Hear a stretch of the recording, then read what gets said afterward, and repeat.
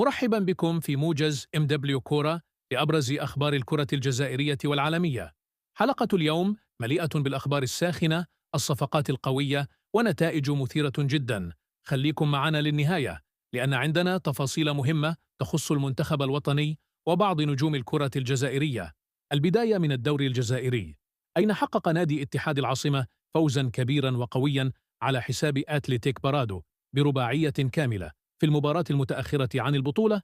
أداء رائع من أبناء سوسطارة الذين أكدوا مرة أخرى أنهم من أقوى الفرق هجوميا هذا الموسم، وسط فرحة كبيرة من الأنصار الذين عاد لهم الأمل في إنهاء الموسم بقوة. ومن البطولة المحلية إلى أخبار المنتخب الوطني الجزائري، حيث أكدت عدة مصادر أن اللاعب فارس غجيماس سيكون حاضرا ضمن قائمة المنتخب الوطني المعنية بالمشاركة في كأس العالم القادمة. الناخب الوطني فلاديمير بيتكوفيتش فضل اللاعب على إيلان جوبال في قرار آثار الكثير من الجدل بين الجماهير الجزائرية، خاصة وأن الجميع كان ينتظر رؤية أسماء جديدة في التشكيلة الوطنية.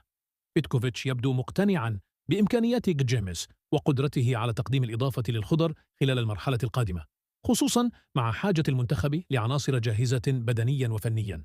رسميا الدولي الجزائري هشام بوداوي يخسر نهائي كأس فرنسا رفقة فريقه نيس أمام نادي لانس، مباراة صعبة جدا على بوداوي ورفاقه، خاصة بعد الحلم الكبير بتحقيق اللقب. لكن كرة القدم دائما تعطي دروسا قاسية، والجماهير الجزائرية تنتظر عودة أقوى للنجم الجزائري في الموسم القادم. خبر مثير جدا هذه الأيام يتعلق بالأسطورة إسلام سليماني، حيث تشير الأخبار إلى إمكانية انتقاله إلى الدوري الأندونيسي خلال فترة التحويلات القادمة. وفي حال تمت الصفقة رسميا، فإن سليماني سيصبح أول لاعب جزائري في التاريخ يلعب في 4 قارات مختلفة، إنجاز تاريخي جديد يضاف لمسيرة الهداف التاريخي للمنتخب الوطني بعد تجاربه السابقة في أوروبا، إفريقيا وآسيا. أما أكثر الأخبار سخونة في الساعات الأخيرة فهي صفقة يوسف بلايلي التي تحولت إلى صراع حقيقي بين مولودية الجزائر ومولودية وهران. وحسب الأخبار المتداولة فإن إدارة مولودية وهران عرضت على اللاعب راتبا يصل إلى 800 مليون سنتيم شهريا، بينما قدمت إدارة مولودية الجزائر عرضا يفوق 1,200,000,000 سنتيم لحسم الصفقة لصالحها.